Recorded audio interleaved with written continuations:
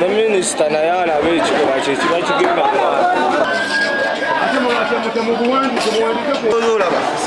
obucaafu bwerere ebola. Has to be very clear. Should have a clear destination. But there is nothing. There is nothing constructed here. It just stops somewhere along the way there. Where is it going? But if it came from inside quickly, where would it go still? At night? During night?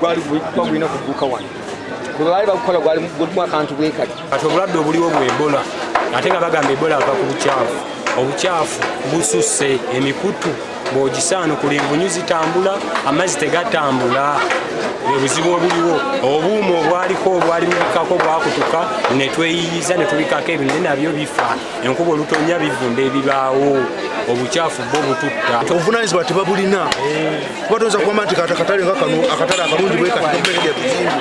Neno osanga emikutu gyonna giwunya buwunya. Bw'ogenda eyo munda Kazambi ali eyo. Eno sayidi y'eno yonna tewali kitambula. Nsaba minisita Taase tulonde obukulembeze obutuufu. Ne buli obukulembeze obuliko tebulina mulamwa. Bakola byabo kubyamu. Katale ako kakyafuwala nnyo amazzi agava katale gonna gavaayo bwe gati ne gatwala ebintu by'abantu. Ate ebisooto ne biva ebweru eno yonna ne byanjala akatale. Ne kiba nti obucaafu omusana ne begwaka tewakala ate wane wabweru we tubeera wakala.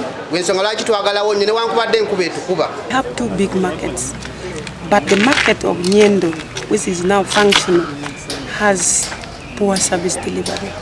We realize that the leadership of the division plus the district commercial officer, they are not supervising the management of the market. We looked at the area of hygiene, very filthy. The place is not safe for human stay. At least issues of service delivery, I request the people of Masaka, issues of service delivery, they should not mix it with politics. Let people get government services to help them improve their status, their household incomes. They should put politics aside. And we have given them only 1 month to rectify all the mess in Nyendo market. After 1 month, we are coming back to see whether all the recommendations that we have given them has been adhered to. Download the app on App Store or Google Play Store now. Vision Digital Experience, the future of media.